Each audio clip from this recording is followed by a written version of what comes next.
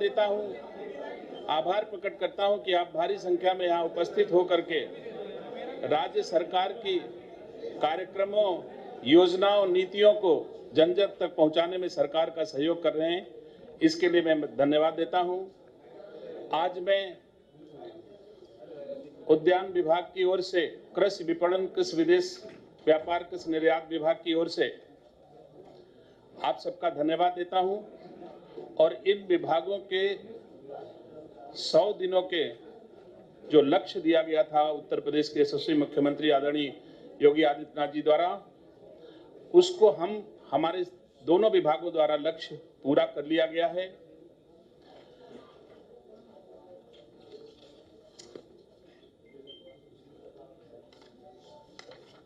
मैंने अपने विभाग उद्यान विभाग का कार्यों का प्रारंभ गोरखपुर मंडल के कसिया में पहली ईंट हमने रखी सेंट्रल एक्सीलेंस फॉर पोटैटो की, जो तेरा फोन है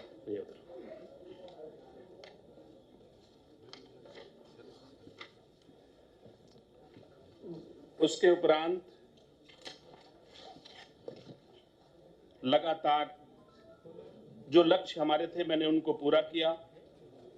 central excellence of potato Kushinagar Hapur के प्रशासनिक भवन टिश्यू कल्चर भवन का शिलान्यास, नव निर्मित mini centre of excellence Fatehpur और रामपुर का लोकार्पण, खरीफ मौसम के लिए किसानों द्वारा बागवानी फसलों के क्षेत्र विस्तार कार्यक्रम में 40,000 किसानों का ऑनलाइन पंजीकरण किया गया। 2021-22 में पाली हाउस, सेडनेट हाउस में ऑफ सीजन हाई वैल्यू पुष्प सब्जियों की खेती, नवीन शीतगृह, पैक हाउस, राइपनिंग चैम्बर, प्रसंस्करण इकाई आदि स्वीकृत परियोजनाओं के प्रस्तावों पर अनुमन्य अनुदान का अंतरण किया गया। औद्यानिक विकास कार्यक्रमों का प्रशिक्षण कार्यक्रम जैसे मशरूम उत्पादन, मौन पालन, गार्डन ट्रेनिंग, विभागीय कार्मिक फल सब्जी उत्पादन प्रशिक्षण में 2475 लाभार्थियों का प्रशिक्षण दिया गया। राज्य स्तरीय आम महोत्सव का लखनऊ में आयोजन किया गया, जिसमें लगभग आम की 800 प्रजातियों का प्रदर्शन किया गया और आम से बने तमाम तरह के व्यंजन वहां पर लगाए गए। पत्रकार साथियों ने, मैं उम्मीद करता हूं, जरूर देखा होगा।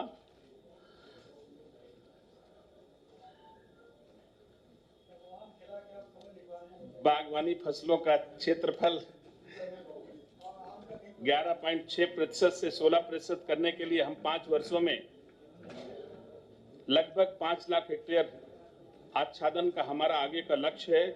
Centre of excellence hitech nursery mini centre of excellence की स्थापना हर जनपद में उत्तर प्रदेश के किए जाने का लक्ष्य हमारा है। पॉली हाउस, सेडनेट हाउस में हाई वैल्यू फसलों के प्रोत्साहन के लिए लगभग 500 हेक्टेयर में संरक्षित खेती को बढ़ाया जाएगा। खाद्य प्रसंस्करण के स्तर को लगभग 6% से बढ़ाकर 20% करने के लिए मेगा खाद्य प्रसंस्करण इकाइयों को प्रोत्साहन एवं अवस्थापना सुविधाओं का विकास किया जाएगा। सम्मानित पत्रकार साथियों, उत्तर प्रदेश की भूमि, जलवायु बागवानी फसलों के लिए अत्यंत उपयोगी है।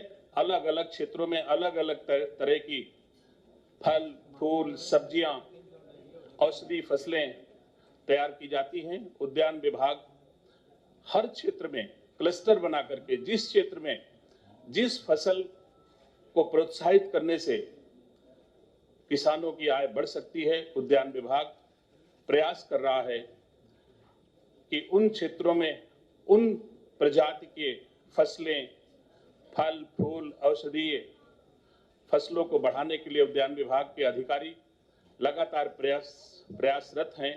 और मैं कह सकता हूं 100 दिनों में हमारी सरकार की सबसे बड़ी उपलब्धि रही है कि उत्तर प्रदेश सरकार के यशस्वी मुख्यमंत्री आदरणीय योगी आदित्यनाथ जी ने निर्णय लिया कि उत्तर प्रदेश सरकार जनता के द्वार जाए और सरकार का हर मंत्री जनता के बीच जाकर के उत्तर प्रदेश सरकार द्वारा संचालित, भारत सरकार द्वारा संचालित जनहित की तमाम योजनाओं का क्रियान्वयन जनता के अनुकूल हो रहा है कि नहीं हो रहा है, जिसके परिणाम बहुत अच्छे आए।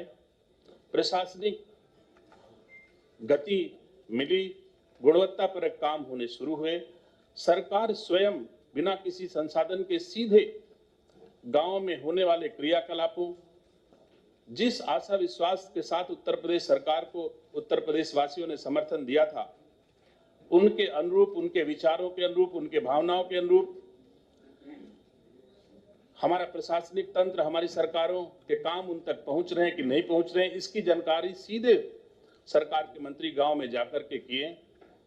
लोगों के यहाँ बैठ करके, गांव में चौपाले लगा करके, सिविल सोसाइटी के बीच में, आम लोगों के बीच में मंत्रियों ने जाकर के राय ली। आपको कोई असुविधा है, कोई चेंजेस की आवश्यकता है, उसके बाद प्रशासनिक बैठकें की गई। प्रशासनिक बैठकों में जो भी सिविल सोसाइटी से, भारतीय जनता पार्टी से या और सेक्टर से जो भी चीजें आई, प्रशासनिक अधिकारियों से उन पर अमल करने का प्रयास कराया गया। हमारे उद्यान विभाग में हर स्तर का अधिकारी सप्ताह में एक दिन एक न्याय पंचायत में जाकर के अपने विभाग द्वारा संचालित योजनाओं के बारे में किसानों को जानकारी देता है। एक न्याय पंचायत में अनुमानतः 10 ग्राम सभाएं होती हैं और एक ग्राम सभा में अनुमानतः 10 पुरवे होते हैं। 100 लोगों को लक्ष्य मान करके हमारे उद्यान विभाग का निरीक्षक हो, चाहे उद्यान अधिकारी हो, चाहे जिस लेवल के अधिकारी हो, सभी जाकर के एक उद्यान विभाग में कैसे हम खेती को अच्छी कर सकते हैं, हम कैसे औषधि फसलें कर सकते हैं, हम कैसे प्राकृतिक खेती कर सकते हैं, कैसे खेती में अपनी आय बढ़ा सकते हैं, उसमें उद्यान विभाग उन किसानों का क्या सपोर्ट कर सकता है, इस पर हमारे सभी अधिकारी जाते हैं। और सप्ताह में एक दिन फिक्स है कि सभी अधिकारी गांव में जाएंगे, 100 लोगों के बीच में अपने विभाग द्वारा संचालित योजनाओं की पूरी जानकारी देंगे और उस जानकारी देते समय उसकी वीडियो बनाएंगे और वीडियो बना करके अपने उच्चाधिकारियों को प्रेषित करेंगे। मेरा लक्ष्य है कि हर न्याय पंचायत में 100 दिन में हमारे उद्यान के हर अधिकारी पहुंच जाएं। मेरी कोशिश होगी कि गांव तक अवेयरनेस बढ़े, जिससे लोग तकनीकी खेती, वैज्ञानिक खेती की ओर आकर्षित हों, ज्यादा से ज्यादा नकदी फसलें उगाने का प्रयास करें, जिससे हमारी आय बढ़ेगी और आय बढ़ने के साथ साथ हम एक्सपोर्ट की तरफ भी बढ़ेंगे। मैं उम्मीद करता हूं कि उद्यान विभाग उत्तर प्रदेश वासियों की अपेक्षा अनुसार अपनी कसौटी पर खरा है। मेरे द्वारा जनपद रायबरेली में किसान सम्मेलन आयोजित किया गया विभाग द्वारा, जिसमें उत्तर प्रदेश के प्रत्येक किसानों को, जिन्होंने किसी न किसी क्षेत्र में अच्छा काम किया था, उनको किसानों से रूबरू कराया गया। उन्होंने बताया कि हमने कैसे मेहनत करके स्ट्रॉबेरी की खेती की और 1 एकड़ में हम 15 लाख रुपए तक अपने उपज तैयार की। ऐसे कैसे कैसे हमने अदरक खेती की, कैसे हमने केले की खेती की, कैसे हमने सतावर की खेती, कैसे हमने लेमन ग्रास की खेती की। ऐसे तमाम किसान इकट्ठा हुए और सब ने एक दूसरे से अपने चीजों को साझा किया, जिससे किसानों में ज्ञानवर्धन हुआ। ऐसे ही किसान सम्मेलन उत्तर प्रदेश के विभिन्न क्षेत्रों में आगे भविष्य में योजना है कि हम लोग किसान सम्मेलनों का आयोजन करके और एक दूसरे किसानों को एक दूसरे से परिचय करा करके उनके द्वारा अपनाई गई तकनीक को, उनके द्वारा अपनाई गई चीजों को दूसरे किसान शेयर करें और अधिक से अधिक किसान आगे जाए, ये हमारा लक्ष्य होगा। हमारा दूसरा विभाग मंडी परिषद है, जो 1973 से सेवारत है और आज 251 विनियमित मंडियों एवं 382 उप मंडियों के नेटवर्क के साथ किसानों को उनकी उपज का प्रतिस्पर्धात्मक मूल्य, व्यापारियों को उनकी सेवाओं का उचित प्रतिफल एवं उपभोक्ताओं को गुणवत्तापरक वस्तुएं उपलब्ध कराने में सतत कार्यरत है। मंडी परिषद सौभाग्यशाली है कि मंडी परिषद के सभापति उत्तर प्रदेश के यशस्वी मुख्यमंत्री आदरणीय योगी आदित्यनाथ जी हैं, जिनके नेतृत्व में मंडी परिषद उत्तरोत्तर प्रगति के पथ पर सेवारत है, जिसके क्रम में चंद्रशेखर आजाद कृषि विश्वविद्यालय कानपुर में 6.5 करोड़ की लागत से 50 कमरों के छात्रावास का निर्माण पूरा करा लिया गया है, जो हमारे 100 दिन का लक्ष्य था। मलिहाबाद, मिश्रित तथा बिनगा क्षेत्रों में कृषक एवं व्यापारियों को मूलभूत कृषि विपणन की सुविधाएं प्रदान करने के लिए 104.84 करोड़ की लागत से उप मंडी स्थल मलिहाबाद, नवीन मंडी स्थल मिश्रित एवं भिनगा का निर्माण पूरा कर लिया गया है। मंडियों को आधुनिक स्वरूप देने के लिए तथा किसानों व्यापारियों को बेहतर सुविधा उपलब्ध कराने के लिए 19 नवीन मंडियों की स्थापना की जा चुकी है, जैसे मुजफ्फरनगर, शामली, साहिबाबाद, नोएडा, शाहजहांपुर, पूरनपुर, खैर, छर्रा, कासगंज, मथुरा, कोसीकला, भोजला, भरारी, सीतापुर रोड, लखनऊ, पलिया, सुल्तानपुर, बहराइच, गोरखपुर, सहजनवा, देवरिया, इनका आधुनिकीकरण किया जा चुका है। कृषि विपणन प्रक्रिया में सुधार एवं किसानों को प्रदेश में किसी भी मंडी क्षेत्र में उत्पाद ले जाने की स्वतंत्रता प्रदान करने के लिए ऑनलाइन प्री अराइवल पास की व्यवस्था की गई है। किसानों को व्यापारियों की सुविधा के दृष्टिगत ईज ऑफ डूइंग बिजनेस के अंतर्गत ई मंडी क्रियान्वित की गई हैं। ई मंडी में डिजिटल पेमेंट, एसबीआई के पेमेंट गेटवे पास इंटीग्रेटेड कर की व्यवस्था, स्वतः गेट पास जारी करने की व्यवस्था की गई है। ई नाम की 5 मंडियों को मॉडल मंडी बनाने के लिए तेलंगाना राज्य की बेस्ट प्रैक्टिसेस का अध्ययन कर 5 मंडियों को मॉडल मंडी बनाया गया है और उन 5 मंडियों में प्राथमिक आवक की ऑनलाइन नीलामी कराई जा रही है। किसानों को घटतौली से बचाने के लिए मंडी परिषद द्वारा स्थापित वे ब्रिजेस को चरणबद्ध तरीके से सर्वप्रथम 50 मंडियों को अपग्रेड किया गया है, जिसमें तौल पर्ची को ऑनलाइन किया जा रहा है। 61.87 करोड़ की लागत से 61.87 करोड़ की लागत से आधुनिक मत्स्य मंडी चंदौली भारत सरकार, राज्य सरकार तथा मंडी परिषद उत्तर प्रदेश के समन्वित सहयोग से की जा रही है, जिसमें से भारत सरकार द्वारा 30 करोड़ रुपए और राज्य सरकार द्वारा 20 करोड़ रुपए तथा मंडी परिषद द्वारा 11.87 करोड़ रुपए का वहन किया जा रहा है। 8.66 करोड़ की लागत से सहजनवा गोरखपुर में इंटीग्रेटेड पैक हाउस परियोजना एपीडा के सहयोग से स्थापित क्रियान्वित की जा रही है। एपीडा का एमओयू संपादित हो गया है। इंटीग्रेटेड पैक हाउस के निर्माण से पूरी उत्तर प्रदेश से फल सब्जी के निर्यात के अवसर बढ़ेंगे। हमारे कृषि निर्यात पर देय मंडी शुल्क की छूट प्रक्रिया को सरलीकृत करने का उद्देश्य दिनांक 5 मई 2022 को किए गए शासनादेश द्वारा प्राप्त कर लिया गया है। इस व्यवस्था से निर्यातकों को निर्यात पर मंडी शुल्क, प्रयोक्ता प्रभार व विकास से छूट की व्यवस्था बैंक गारंटी के सापेक्ष प्राप्त होनी प्रारंभ हो गई है। कृषि विपणन निदेशालय का पुनर्गठन कर प्रत्येक जनपद में एक इकाई स्थापित करने के लक्ष्य की पूर्ति हेतु विभागीय कार्रवाई संपन्न कर ली गई है। इसके उपरांत निदेशालय द्वारा किए जा रहे कार्यों के विकेंद्रीकरण समस्त 18 मंडलों और 75 जनपदों में सुनिश्चित होगा। प्रत्येक जनपद में निर्वातोन्मुख उपज का चिन्हीकरण कर उसके सर्वांगीण विकास हेतु योजना तैयार करने की कार्रवाई पूर्ण कर ली गई है। इसमें समस्त मंडलों, जनपदों की कृषि निर्यात परिदृश्य का आकलन किया गया है। प्रदेश के विशाल क्षेत्रफल के दृष्टिगत इन्हें प्रत्येक जनपद की चिन्हित फसलों के निर्यात की कार्ययोजना बनाई गई है। इस निर्यात योजना द्वारा जिला मंडल के संभावित उत्पादों का निर्यात बढ़ाते हुए उत्तर प्रदेश की कृषि निर्यात केंद्र में रूप में स्थापित करने में सहायता प्राप्त होगी। सम्मानित पत्रकार साथियों, मेरे अपने तीनों विभागों ने जो लक्ष्य उत्तर प्रदेश के यशस्वी मुख्यमंत्री जी ने दिया है, वो हमारे लक्ष्य 100 दिन में हमने पूरे कर लिए हैं और आगे के हम लोगों के द्वारा तैयारी भी की जा रही कि हम 5 साल में मंडी के द्वारा किसानों को कैसे अत्यधिक सुविधा दे सकते हैं, उद्यान विभाग के माध्यम से कैसे अत्यधिक सुविधा दे सकते हैं। हमारा प्रयास होगा कि अगले 5 वर्षों में उत्तर प्रदेश के किसान की आय दुगना हो, जैसे हमारे देश के यशस्वी प्रधानमंत्री आदरणीय नरेंद्र मोदी जी और उत्तर प्रदेश के यशस्वी मुख्यमंत्री आदरणीय योगी आदित्यनाथ जी का सपना है कि किसानों की आय दुगना हो।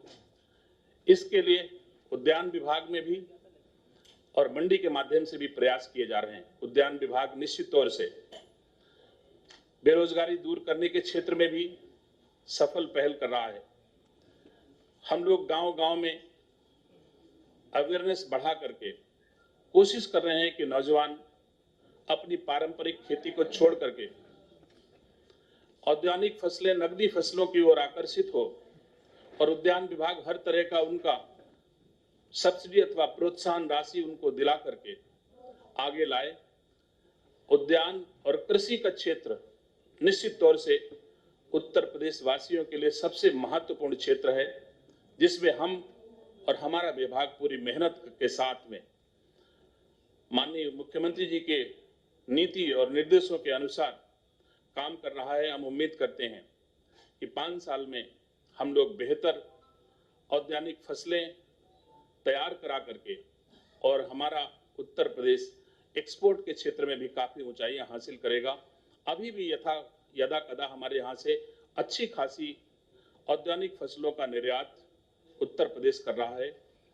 मैं उम्मीद करता हूं कि अगले 5 सालों में हमारे और इक्विप्ड सिस्टम हमारा तैयार हो जाएगा, जिसके लिए हमारे भारत सरकार द्वारा भी मलिहाबाद को 100 करोड़ रुपए से क्लस्टर बना करके उसको डेवलप करने के लिए भारत सरकार द्वारा सहयोग किया गया है।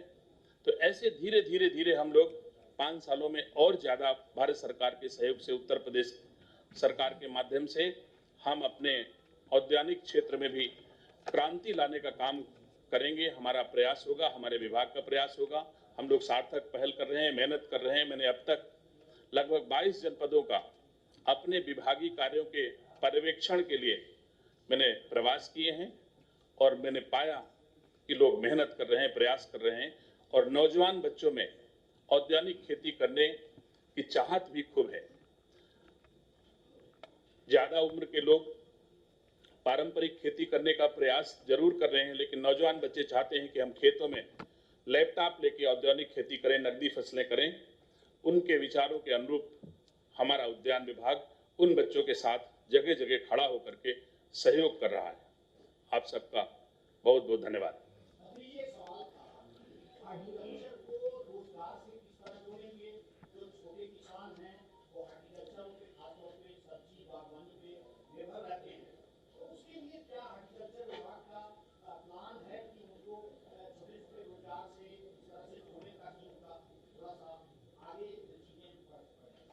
छोटी जोत के किसानों के लिए हमारा उद्यान विभाग बहुत ही मुफीद है। सबसे मैंने देखा है और आप सबका अनुभव होगा कि गांव में एक समाज जो सब्जी उगाता है, बहुत कम उनके पास भूमि होती है, लेकिन वो खुशहाल हैं। अगर किसी मौर्य कुशवाहा समाज के पास 1 एकड़ भूमि होती है तो वो 1 एकड़ में थोड़ी थोड़ी हर तरह की सब्जियां अथवा नकदी फसलें तैयार करते हैं। हल्दी है या अदरक है या ऐसी तमाम चीजें जो कैश क्रॉप हम कहते हैं, उनको उगा करके अपने को मजबूत कर लेते हैं और पारंपरिक फसलों से ज्यादा वो आय उनकी हो जाती है। हमारा विभाग उनको वैज्ञानिक पद्धति से हर नौजवान को जोड़ने का प्रयास कर रहा है। हम नौजवानों के लिए पॉली हाउस, सेडनेट हाउस लगवा करके उनको आगे बढ़ाने का काम कर रहे हैं और उसमें हम उनको प्रोत्साहन राशि भी दे रहे हैं, सब्सिडी भी दे रहे हैं। एक नौजवान बच्चा अगर 1 एकड़ में पॉली हाउस लगा लेता है तो निश्चित तौर से मैं कह सकता हूं, और जो 20 बीघे खेती नहीं कर सकते हैं आज के बच्चे, वो 1 एकड़ खेती में वो कमा सकते हैं जो 10 बीघे में नहीं कमाया जा सकता है, 10 एकड़ में नहीं कमाया जा सकता है। तो हम उसके लिए सुविधा हमारा विभाग दे रहा है कि हम तरह तरह से उनको सुविधाएं दे रहे हैं। अच्छे सेंटर ऑफ एक्सीलेंस लगाए जा रहे हैं। जैसे मेरा प्रयास है, मैं नहीं कहना चाहता था, बुंदेलखंड में हम लोग खजूर की खेती करने का प्रयास कर रहे हैं, क्योंकि राजस्थान में खजूर की खेती कर रहे हैं लोग, नौजवान बच्चे कर रहे हैं। हमारे बुजुर्ग तो पारंपरिक खेती में रुचि ज्यादा है उनकी, लेकिन नौजवानों में कैश क्रॉप की ओर उनका आकर्षण है। तो ऐसे कैश क्रॉप के लिए हम प्रयास कर रहे हैं कि सेंटर ऑफ एक्सीलेंस फॉर खजूर जो है वो लगाया जाए वहां पर बुंदेलखंड में। तो इसका हम प्रयास कर रहे हैं। तो ऐसे हम लोग, अभी थोड़ा समय बीता है, लेकिन जिन जिन क्षेत्रों में जो जो संभावनाएं होंगी वैसा उद्यान विभाग करके उत्तर प्रदेश के नौजवानों को काम देने का हर संभव प्रयास करेगा। मंडी शुल्क नाम का कोई चीज अब तो नहीं है। नहीं है ना, तो बाहर खत्म हो गया है और अंदर आधा हो गया है। नहीं, अंदर आधा नहीं हो गया, अंदर यूजर चार्जेस हैं। अंदर क्या था? जो मंडी अवस्थापनाओं का उपयोग करेगा वो मंडी को यूजर चार्ज देगा। विषय सिर्फ इतना है। महकमा कैसे सर्वाइव करेगा? कर रहा है महकमा। आपको कहां दिख रहा मेरा महकमा कमजोर है? आज भी 11 करोड़ पे, आज भी कंट्रीब्यूशन भारत सरकार का 30 करोड़ है। मछली मंडी का जो चंदौली में बन रही है 20 करोड़ का, 30 करोड़ का कंट्रीब्यूशन भारत सरकार का है, 20 करोड़ का उत्तर प्रदेश सरकार का है और 11 करोड़ मंडी का सपोर्ट है। आप मुझे बताइए कमजोर मंडी कैसे आपको दिखती है?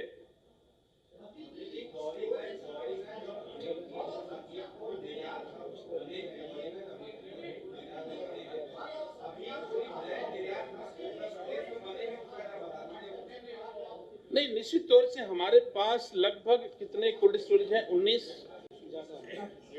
160 लाख टन की कैपेसिटी हमारी है सर। नहीं, हमारे पास कोल्ड स्टोरेज कितने हैं?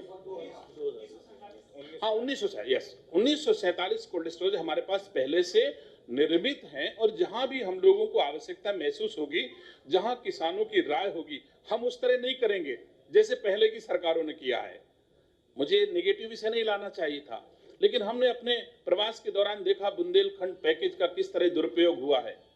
बुंदेलखंड में मंडियां स्थापित की, जहां मंडियां स्थापित हैं उनसे 16 किलोमीटर दूर नवीन मंडलीय स्थलों का निर्माण किया गया और उन नवीन मंडी स्थलों पर 63 करोड़ रुपए तक व्यय किया गया और आज एक भी किसान अथवा व्यापारी उन मंडियों में नहीं जा रहा है। वो हमारी मंडियां बेकार पड़ी हैं।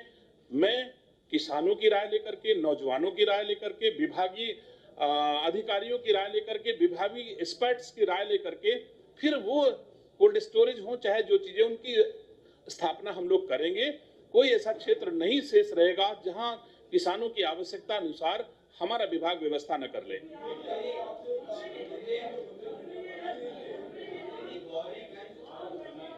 एक मिनट, आपका जवाब आ जाए। हाँ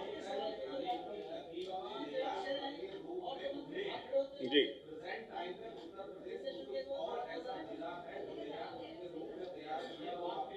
मैंने आपको अपने 100 दिन की उपलब्धियां बताई हैं और आगे जहां कहीं भी निर्यातोन्मुखी व्यवस्था आवश्यक महसूस होगी हम जरूर करेंगे। अगर इन जनपदों का नाम जानते हैं निर्यात के लिए तो आप निर्यात के लिए जान लीजिए, गाजीपुर भी से निर्यात हो रहा है। हमारी हरी मिर्च गाजीपुर से भी निर्यात हो रही है जिसको कोई नहीं जानता है। आप अमेठी का नाम जान रहे हैं, आप लखीमपुर का नाम जान रहे हैं। मैं कह रहा हूं गाजीपुर का मिर्च, गाजीपुर के किसान जो है एक्सपोर्ट कर रहे हैं आज की तारीख में। तो ऐसा नहीं, तमाम ऐसे क्षेत्र हैं जिनकी चर्चा नहीं है और उनको प्रोत्साहन हमारा विभाग यथाशीघ्र करेगा। जी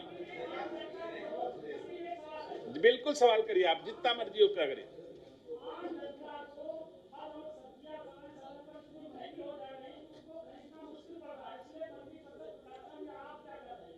नहीं, मेरे हिसाब से हमारा विषय मूल्य संवर्धन से ताल्लुक नहीं है। हमारा विषय उत्पादन से ताल्लुक है, उद्यान विभाग का एक्सपोर्ट से ताल्लुक है और हमारा जब उत्पादन होगा, ज्यादा उत्पादन हम करेंगे तो हम मूल्य पर भी नियंत्रण करने का प्रयास करेंगे। हमारे दूसरे माननीय मंत्रीगण, कितना समय हो गया? हमारे दूसरे माननीय मंत्रीगण का समय हो रहा है। हाँ,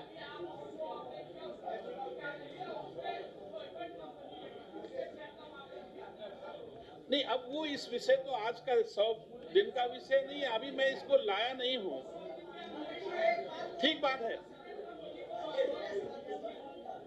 अब मैं इतने डेप्थ में नहीं गया हूं, अब कैसे काम करते होंगे अलग से सरकार। बिल्कुल, आपको धन्यवाद। नहीं, मैं तो आपसे पूछ रहा हूं कि आप जितने सवाल आप मैं पूछ रहा हूं मेरे विभाग से, आप खूब से काम करिए। अगर समय होता तो मैं आपके हर बात का जवाब देता, लेकिन दूसरे माननीय मंत्री इंतजार कर रहे हैं।